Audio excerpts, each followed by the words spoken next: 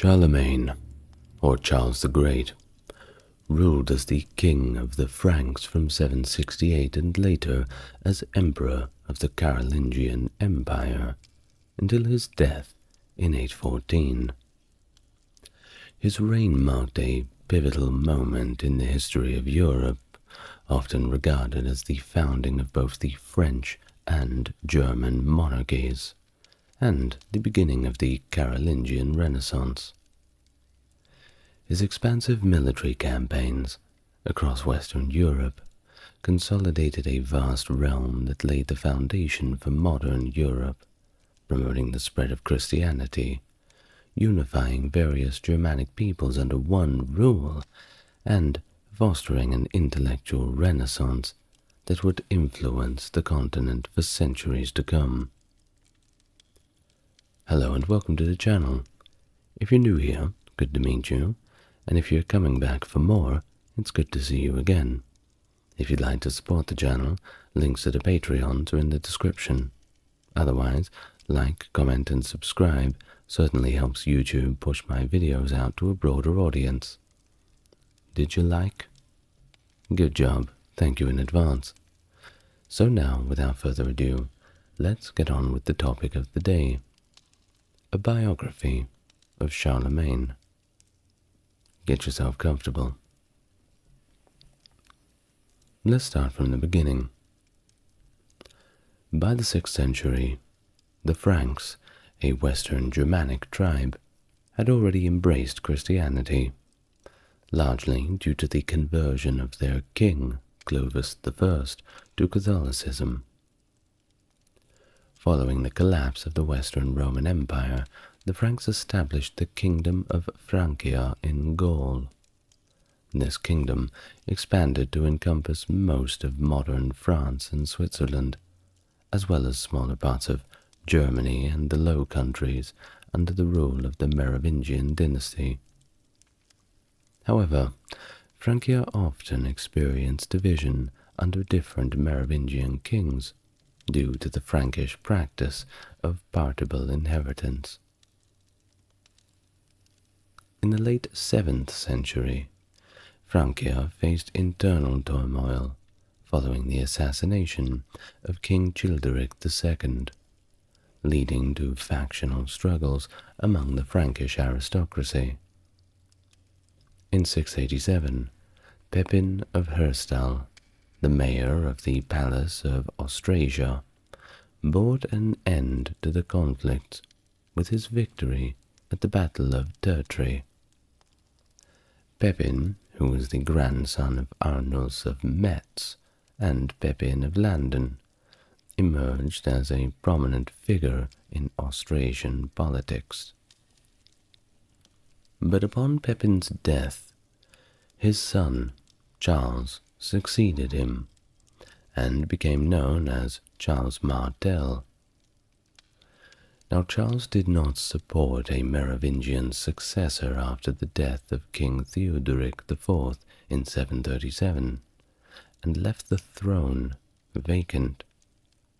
Instead, he had the plan to divide the kingdom between his sons, Charlemagne and Pepin the Short, who succeeded him after his death in 741. The brothers later placed the Merovingian Childeric III on the throne in 743. Several years later, in 747, Charlemagne abdicated and retired to a monastery close by to Rome, leaving his son, Drogo, to succeed him. Charlemagne, also known as Charles the Great, was born as the eldest son of Pepin the Short and his wife Berthada. Berthada hailed from an influential noble family in Austrasia. However, the exact date of Charlemagne's birth remains a little uncertain, with different sources proposing various years. And this isn't anything strange. Records from that time are a little bit spotty. One tradition influenced by the 9th century biographer Einhard, suggests that Charlemagne was born in 742, based on Einhard's report that Charlemagne was 72 years old at the time of his death. However, Einhard's knowledge of Charlemagne's life in the early years was limited, and he may have provided an approximate date following the model of Roman imperial biographies. There is another view, however, and it points to a near contemporary addition to the Annales Bataviani, which records Charlemagne's birth in 747. Lorsch Abbey commemorated Charlemagne's birth on April 2nd from the mid-9th century onwards, and this date is likely considered to be genuine. Considering that the annalists had marked the start of the year from Easter rather than January 1st, some historians have argued that April 2nd in the recorded year would have corresponded to 748. Consequently, April the 2nd, 748, is generally accepted as Charlemagne's likely birth date. Now, there is some speculation regarding concerns around the legitimacy of Charlemagne, due to uncertainties surrounding the marriage date of Pepin and Berthada. If Pepin and Berthada did not marry until 749, Charlemagne may have been considered illegitimate. Additionally, the precise place of Charlemagne's birth also remains unknown, although scholars have suggested various Frankish places, including those in Verres-sur-Marne and Kiersny, as possible locations, but we're yet to come to a complete consensus on it. Now Einhard, in his writings, mentions Charlemagne's Patrius Sermo, which translates to native tongue. Most scholars interpret this as a form of Old High German, likely a Rhenish Franconian dialect. However, due to the spread of the evolving of Old French language in Francia, Charlemagne most likely grew up bilingual, speaking both Germanic and Romance dialects. In addition to his vernacular languages, it's reported that Charlemagne was proficient in Latin and possibly had some understanding of Greek. Of course, Greek was little by little falling out of fashion. While Charlemagne's father, Pepin, received education at the Abbey of St. Denis, the extent of Charlemagne's formal schooling is another matter of uncertainty. It is likely that he received training in military matters during his youth at his father's court, which traveled frequently. Charlemagne emphasized the importance of liberal arts education, encouraging its study among his children and others. However, it's once again unclear whether he pursued formal education in his youth or took it up later on at his life in the court. Which brings us to the manner of his literacy. While some believe that he could read, based on some circumstantial evidence, others argue that there's very little direct evidence to support the claim. Charlemagne typically had texts read aloud to him and dictated responses and decrees, which was pretty much common practice for literate rulers of the time anyway. While it's likely that he attempted to learn writing in later life, Einhard, our main source on his early life, does not explicitly mention Charlemagne's ability to read. So, While it is possible that he could, it remains a bit of a mystery. Now, during the reign of Pepin, there are only occasional references to Charlemagne in the Frankish annals. By 751 or 52, Pepin had deposed Childeric and replaced him as king. Early Carolingian influenced sources claim that Pepin's seizure of the throne was sanctioned beforehand by Pope Stephen II, but modern historians somewhat dispute this for the most part. It is likely, however, that papal approval came only when Stephen travelled to Francia in 754, apparently to request Pepin's aid against the Lombards. And on this trip, he anointed Pepin as king, thus legitimizing his rule. Charlemagne, along with his brother Carloman, was anointed along with their father during this event, and at the same time, or around there so, Pepin sidelined his son Drogo, sending him and his brother away to a monastery. Charlemagne began issuing charters in his own name in 760, and joined his father's campaign against Aquitaine in the following year. After Pepin's death in 768, Charlemagne and Carloman succeeded their fathers as joint rulers. They had separate coronations, and while they maintained separate palaces and spheres of influence, they were considered joint rulers of the Frankish kingdom. The immediate concern for the brothers was the ongoing rebellion in Aquitaine, which Charlemagne ultimately subdued after Carloman withdrew from the campaign. Now, Carloman's refusal to participate in the war against Aquitaine caused a pretty large rift between the brothers, quite a conflict of interest.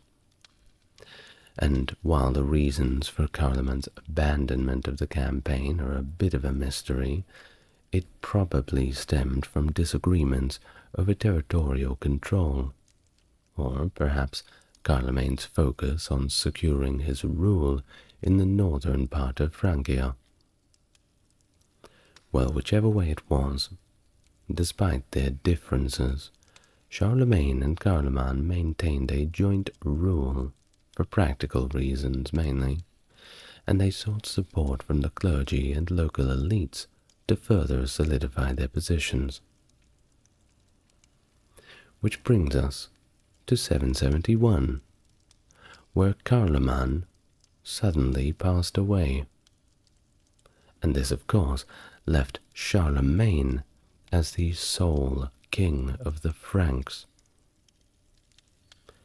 While Charlemagne moved quickly to secure his brother's territory, forcing Carloman's widow and children to flee to Desiderius's court in Lombardy. In response, Charlemagne ended his marriage to Desiderius's daughter, and got a new wife, Hildegard, the daughter of Count Gerold, to strengthen his hold on Carloman's kingdom and gain support from Gerold himself. Now, Charlemagne's first campaign as the sole king of the Franks was against the Saxons on the eastern frontier. The Saxons had been raiding the Frankish border, prompting Charlemagne to respond by destroying the pagan shrine at Eresburg and seizing their treasures. This victory not only enhanced Charlemagne's reputation, but it also provided desperately needed funds for further military actions, and it marked the beginning of over 30 years of continuous warfare against the Saxons. In 722, Pope Adrian I sought Charlemagne's support in recovering territories captured by Desiderius, the Lombard king. Concerned about the presence of Carloman's sons in the Lombard court, Charlemagne gathered his forces to intervene, and despite attempts at diplomacy, including offering gold to Desiderius, Charlemagne's army crossed the Alps to besiege Pavia, the Lombard capital, in late 773. During the siege, Charlemagne's wife Hildegard gave birth to a daughter, Adelaide. Charlemagne left part of his army under the command of his uncle Bernard to continue the siege while he captured Verona, where Desiderius's son had taken Carloman's sons captive. However, the fate of Carloman's sons and wife remains unknown. Another mystery that we've yet to figure out. Well, after celebrating Easter in Rome in April 774, the break was over, and Charlemagne continued the siege at Pavia.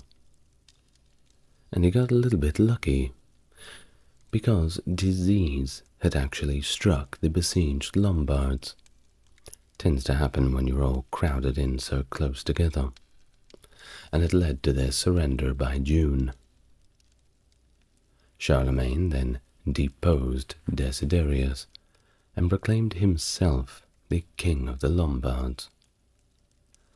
The subsequent annexation of the Lombard kingdom by Charlemagne was unprecedented, but he was able to secure support from Lombard nobles and urban elites, which made the takeover mostly peaceful.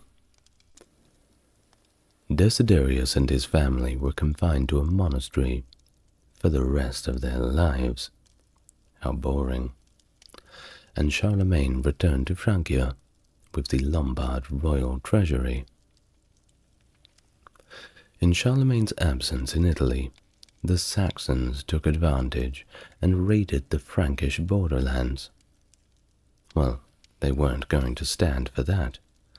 So in response, the Franks launched a counter-raid in the autumn of 774 and initiated a full campaign against the Saxons in 775. Charlemagne was then compelled to return to Italy when Duke Hrogord of Friuli rebelled against him. Charlemagne swiftly crushed this rebellion, redistributing Hrogord's lands to Franks to solidify his rule in Lombardy. He then spent the winter in Italy, issuing charters and legislations to further consolidate his power, as well as taking a few Lombard hostages for good measure. Amidst these campaigns, his other daughter, Rotrud, was born back in Francia. Upon returning to the north, Charlemagne conducted another campaign against the Saxons in 776, resulting in the submission of many Saxons who surrendered captives, lands, and converted to Christianity. In the following year of 777, Charlemagne convened an assembly at Paderborn, attended by the Frankish and Saxon representatives. Many of the Saxons in attendance pledged allegiance to Charlemagne, but the Saxon leader Widukind fled to Denmark to prepare for a brand new rebellion. During the Paderborn assembly, Charlemagne also received representatives from Al-Andalus, or Muslim Spain. They sought Charlemagne's support for the restoration of Yusuf ibn Ad al-Rahman al-Fihri, the ousted governor of Cordoba. Sorry about that. The Islamic names are a little difficult. Additionally, Suleiman al-Arabi, governor of Barcelona and Girona, expressed his desire to join the Frankish kingdom and seek Charlemagne's protection against Cordoban rule. Seeking an opportunity to strengthen his southern frontier and expand influence further, Charlemagne agreed to intervene. Crossing the Pyrenees, Charlemagne's army encountered very little resistance, until they faced an ambush by Basque forces at the Battle of Roncevaux Pass in 778. The Franks suffered defeat in the battle and withdrew from the campaign, albeit with most of their army intact. Upon his return to Francia, Charlemagne was greeted by the birth of his twin sons, Louis and Lothair, born while he was away in Spain. Tragically, Lothair passed away in infancy. Well, meanwhile, the Saxons had taken advantage of Charlemagne's absence to once again launch another raid. In response, Charlemagne dispatched an army to Saxony in 779, while he addressed domestic matters, such as holding assemblies, legislating, and a rather pressing famine in Francia. During this time, Hildegard gave birth to another daughter, Bertha. Charlemagne's certainly attacking on all fronts, isn't he?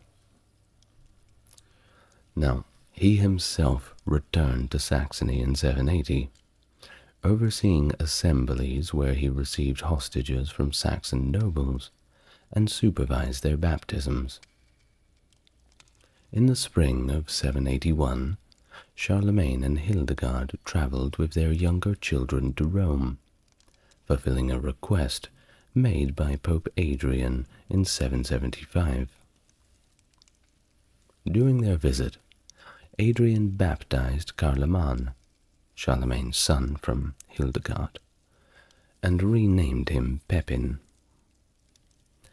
Louis and the newly named Pepin were anointed and crowned, with Pepin appointed as King of the Lombards and Louis as King of Aquitaine.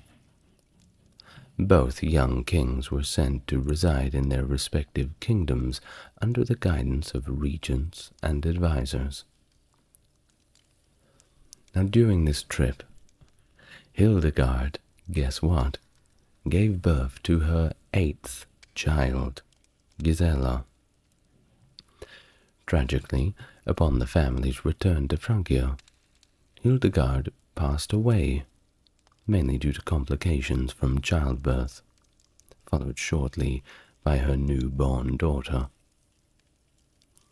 Charlemagne arranged for epitaphs for both his wife and daughter, and ensured that daily masses were held at Hildegard's tomb.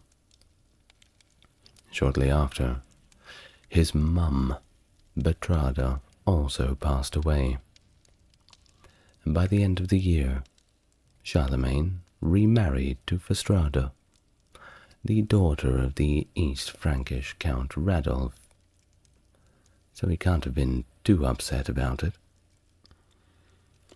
Well, in the summer of 782, Widukind returned from Denmark and launched an attack on the Frankish positions in Saxony, managing to defeat a Frankish army, possibly due to internal rivalry among the Frankish counts that were leading it. Upon learning of this defeat, Charlemagne hurried to Verden, but Widukind had already fled before his arrival. Charlemagne then summoned the Saxon magnates to an assembly and compelled them to surrender prisoners to him, viewing their previous actions as treachery. The annals report that Charlemagne ordered the execution of 4,500 Saxon prisoners in what is known as the Massacre of Verden. He shed the blood of the Saxon men. While the exact number might be exaggerated, historians do agree on the basic truth of the event. with some regarding it as a significant stain on Charlemagne's reputation. Now, in the aftermath of this massacre, Charlemagne issued the Capitulatio de Partibus Saxoniae legal code, which included harsh laws penalizing pagan practices with death. Can't get more harsh than that, can't you? This legal code aimed at forcibly converting Saxons to Christianity, but also suppressing their cultural identity. And it certainly seemed to do its intended purpose. For the next several years, Charlemagne focused on completing the subjugation of the Saxons. He concentrated his efforts in Westphalia in 783 and pushed into Thuringia in 784, while his son, Charles the Younger, continued operations in the west. Throughout these campaigns, the Frankish armies seized wealth and enslaved Saxon captives. Notably, Charlemagne continued campaigning through the winter months instead of resting his army. By 785, Charlemagne had effectively subdued Saxon resistance and gained full control of Westphalia. And in the summer of that year, he met once again with Widukind and persuaded him to surrender.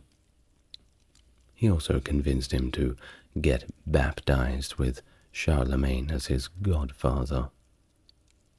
And with that, it marked the end of the last phase of the Saxon Wars. Well, almost. In 786, Charlemagne traveled to Italy with the aim of extending his influence further into the south. Upon his arrival, he marched into the Duchy of Benevento, where Duke Arecus initially fled to a fortified position at Salerno, before eventually offering Charlemagne his fealty. Charlemagne accepted the submission, along with hostages, including Arecus's son, Grimoald. During his time in Italy, Charlemagne also met with envoys from Constantinople. However, Empress Irene's exclusion of Charlemagne and Frankish bishops from the 787 Second Council of Nicaea led to Charlemagne breaking the betrothal between his daughter Rotrude and Constantine VI.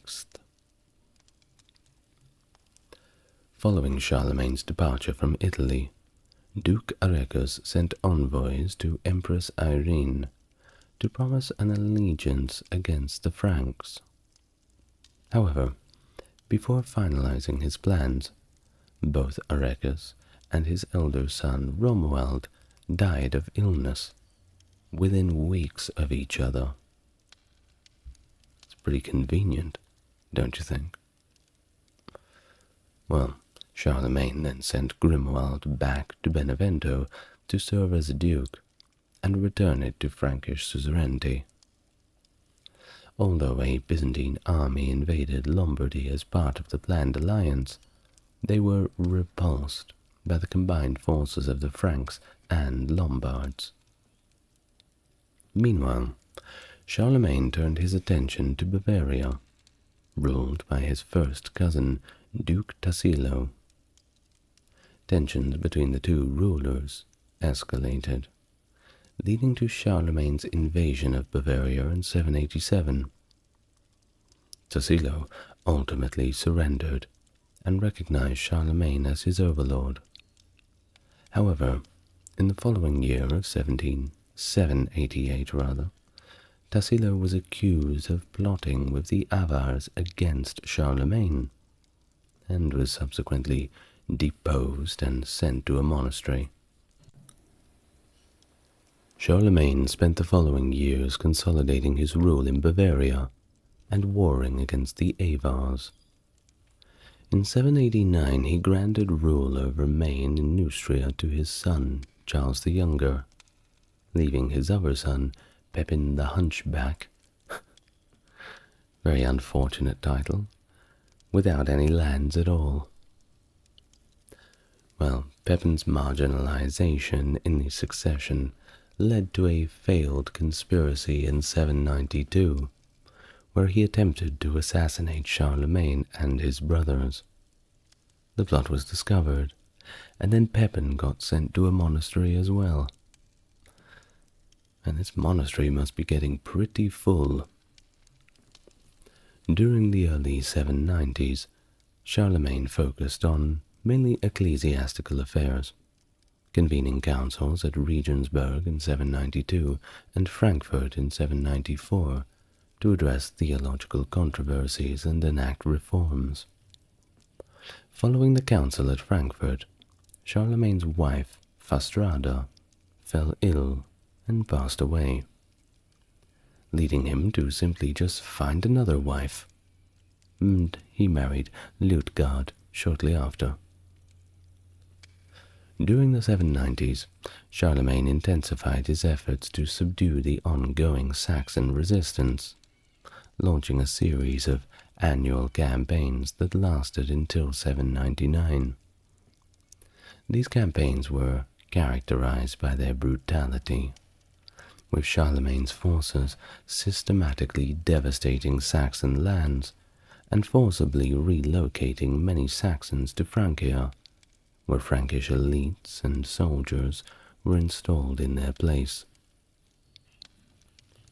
The prolonged conflict prompted Charlemagne to establish his court at Aachen, strategically located near the frontier. At Aachen he constructed a grand palace, including a chapel that would eventually become part of the Aachen Cathedral. It was during this period that Einhard, that aforementioned scholar and biographer, joined Charlemagne's court. Meanwhile, in the south, Pepin of Italy continued to engage in warfare against the Avars, contributing to the collapse of their kingdom and the expansion of the Frankish rule eastward. In addition to military campaigns, Charlemagne pursued diplomatic efforts to expand his influence further, particularly in the Anglo-Saxon kingdoms of Britain, although negotiations for a marriage alliance between Charles the Younger and the daughter of King Offa of Mercia failed due to Offa's insistence on reciprocal marriages. Charlemagne and Offa did manage to establish a formal peace treaty in 796. This treaty safeguarded trade and ensured the rights of English pilgrims traveling through Francia to Rome. Charlemagne also provided refuge and support to deposed English rulers, including Egbert of Kent, Egbert of Wessex, and Eardwulf of Northumbria, treating the Anglo-Saxon kingdoms as quasi-satellite states and establishing direct relations with English bishops. Additionally, Charlemagne formed an alliance with Alfonso II of Asturias, although Einhard characterized Alfonso as being dependent on Charlemagne. In 795, Leo III became pope and faced more than a little bit of political opposition from his accession. In 799, his adversaries accused him of various offenses and attempted to physically harm him by gouging out his eyes and cutting out his tongue. That'll do it. Leo managed to escape and sought refuge in the north, eventually reaching Charlemagne's court to seek assistance. Charlemagne, who was engaged in his campaign against the Saxons at the time, interrupted his military operations to meet with Leo at Paderborn in September. After hearing from both the Pope and his accusers, Charlemagne decided to send Leo back to Rome with loyal legates to reinstate him as pope and conduct further investigations into the allegations. Charlemagne himself did not immediately travel to Rome, but he made plans to do so after completing an extensive tour of his Neustrian lands. Finally, in November, near Mentiana, Charlemagne convened an assembly to examine the charges against Leo. However, instead of passing judgment on the Pope, Charlemagne allowed Leo to swear an oath of innocence on December 23rd. The oath was accepted, and on the 25th of the year 800, during a Mass in St. Peter's Basilica in Rome, Pope Leo III unexpectedly proclaimed Charlemagne as emperor and crowned him. Merry Christmas.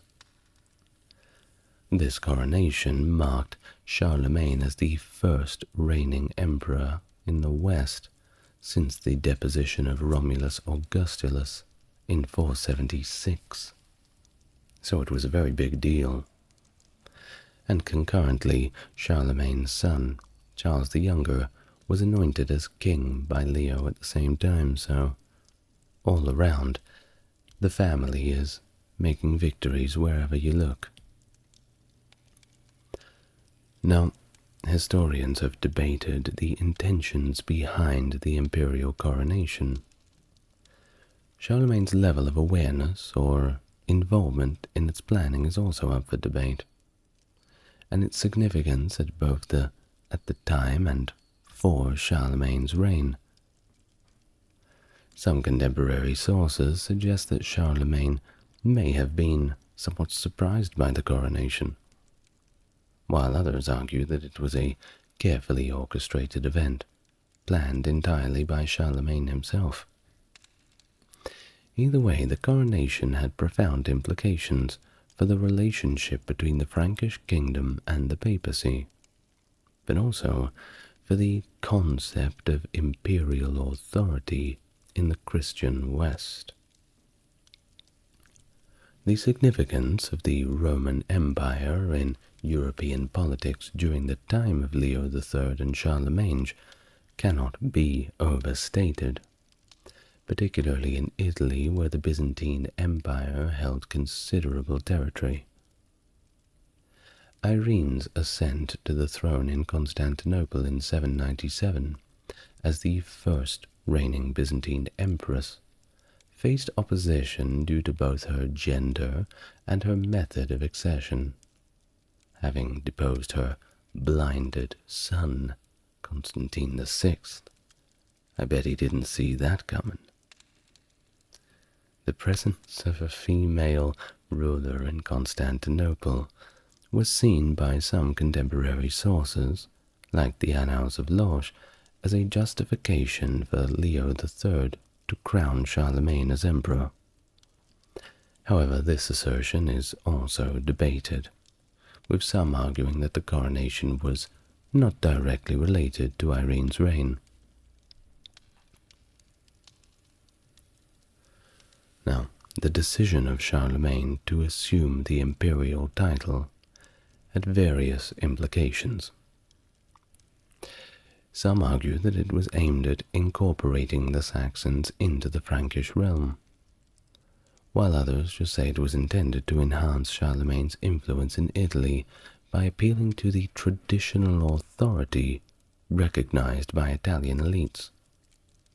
Either way, becoming emperor gave Charlemagne the right to impose his rule over Italy, but it also posed political and military risks, including the opposition from the Byzantine Empire and potential backlash from the Frankish elite. Certainly a big sword in Charlemagne's hand, but a massive target on his back.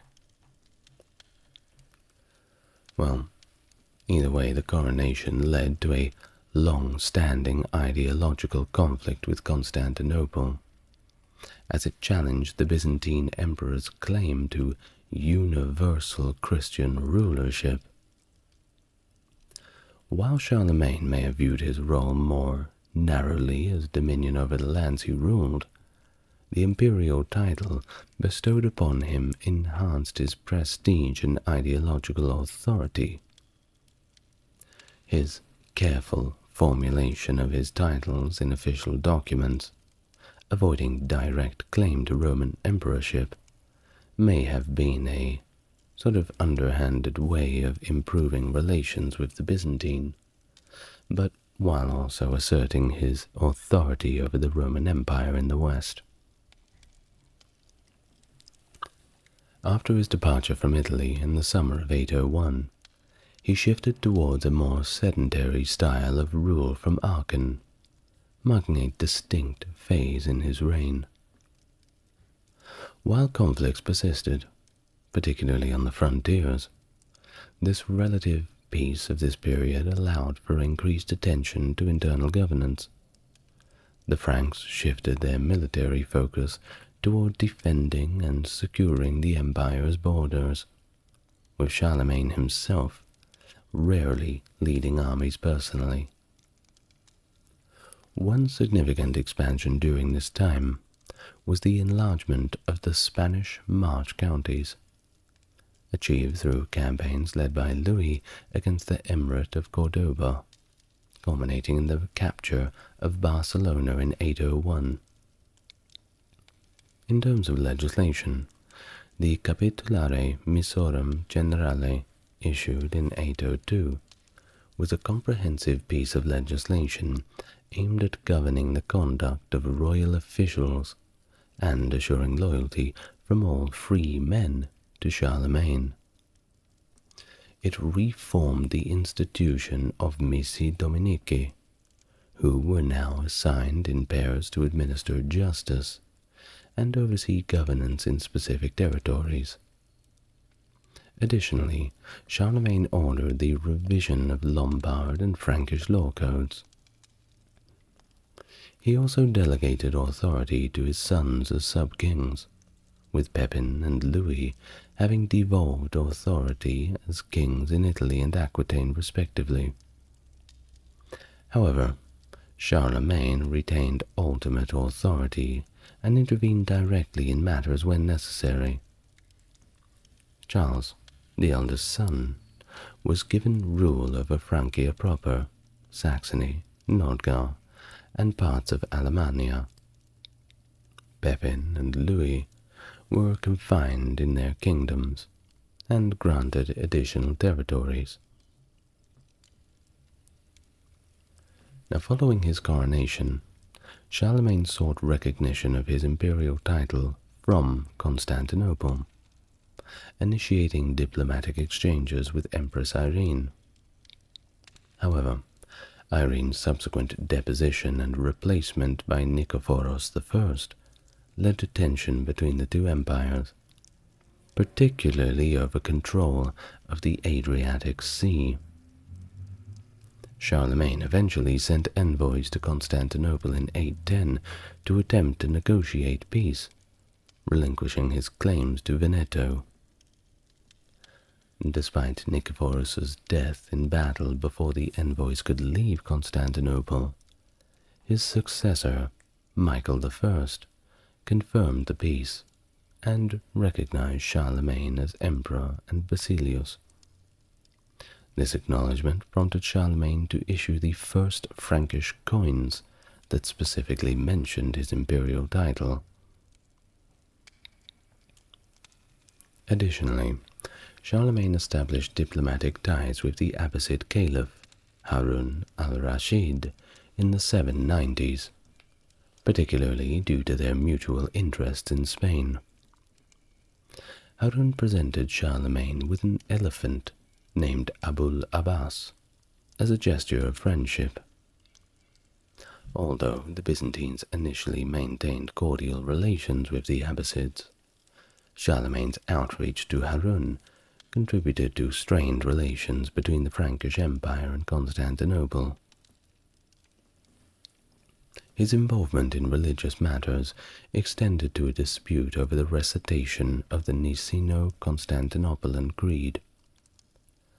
This disagreement arose when Frankish monks in Bethlehem were accused of heresy for using the Filioque form of the creed, which asserted that the Holy Spirit proceeded from the Father and the Son. Charlemagne convened a council at Aachen in 809 to defend the use of the Filioque, leading to a compromise with Pope Leo III, who consented to the Franks maintaining their tradition, while affirming that the canonical creed did not include Filioque. Leo commissioned 2 silver shields with the creed in Latin and Greek, omitting Filioque, which were hung in St. Peter's Basilica. Scandinavia came into contact with the Frankish world primarily through Charlemagne's prolonged conflicts with the Saxons. Raids by Danes on Charlemagne's territories commenced around the year 800. In 804, Charlemagne conducted his final campaign in Saxony, seizing control of the territory east of the Elbe and resettling it with his Obertrite allies. During this campaign, King Gudfred of Denmark, concerned about the expansion of Frankish influence, proposed peace talks with Charlemagne to potentially hand over Saxon refugees. But these negotiations did not succeed, and we don't know why. We simply just know that they didn't happen. The northern frontier remained relatively calm until 808, when Gudfred, along with allied Slavic tribes, launched an incursion into Obertrite lands, extracting tribute from significant portions of the territory. Charles the Younger led a Frankish army in response, targeting some of Gudfred's Slavic allies. Gudfred attempted diplomatic overtures again in 809, but peace was not achieved. Later on in 810, Danish pirates raided Frisia, although their connection to Gudfred remains a little uncertain. In response, Charlemagne dispatched an army to secure Frisia, while leading a force against Gudfred himself, who had reportedly challenged Charlemagne to battle. However, before Charlemagne's arrival, Gudfred was assassinated by 2 of his own men, nonetheless. Well, following Gudfred's death, his nephew and successor, Hemming, promptly sought peace, leading to a final settlement negotiated by Charlemagne's cousin Wala in 811. While the Danes did not pose a significant threat for the remainder of Charlemagne's reign, the consequences of these conflicts, along with Charlemagne's earlier expansions in Saxony, contributed to the conditions that would later fuel the intense Viking raids across Europe in the 9th century. And yes, I'll get to them eventually, don't worry. Now, the Carolingian dynasty faced multiple losses in the years of 810 and 811, with Charlemagne experiencing the deaths of his sister Gisela, his daughter Rotrud, and his sons Pepin the Hunchback, Pepin of Italy, and Charles the Younger. These losses disrupted Charlemagne's earlier plans for succession, leading him to declare Pepin of Italy's son Bernard as ruler of Italy, and designating his only surviving son Louis as heir to the entire empire. To ensure the orderly transfer of power, Charlemagne completed a new will detailing the disposition of his property, including bequests to the church and all of his children and grandchildren.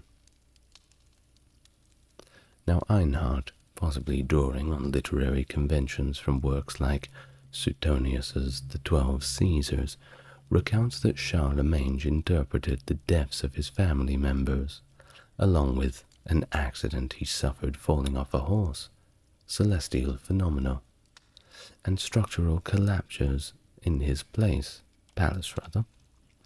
as omens of his impending death. Nevertheless, he continued to govern, and quite energetically, in his final year, convening bishops for ecclesiastical councils and ultimately organizing a large assembly at Aachen.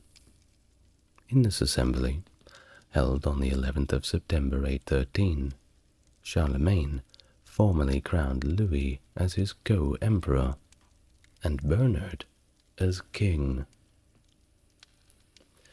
It was from here that Charlemagne's health began to decline, around the autumn of 813, and he spent his last months engaged in prayer, fasting, and studying the Gospels. He ultimately succumbed to pleurisy and became bedridden for several days before passing away on the morning of the 28th of January 814. Now, according to a biographer of Louis, namely Thegan, Charlemagne's last words were a quote from the book of Luke 23:46. "Into your hands, Lord, I commend my spirit." His body was prepared and buried in the chapel at Aachen on the same day by his daughters and palace officials. Louis arrived at Aachen 30 days after his father's death to assume control of the palace and the empire, which formally marked his accession. Charlemagne's remains were later exhumed and reinterred into a new casket by the Holy Roman Emperor Frederick Barbarossa in 1165, and then again finally laid to rest in 1215 by Frederick II. Thank you very much for listening. We have reached the end of our biography on Charlemagne. Was it all that you expected? Well, I'd like to say thank you to my Mega Chat tier patrons, JC, Stark Factory, and Jeffrey. Thank you very much, guys. If you would like to become a member of the Patreon, you know what to do. Follow the links. Otherwise, I'll see you in the next video. It's once again been a pleasure. Good night, everyone. Look after each other.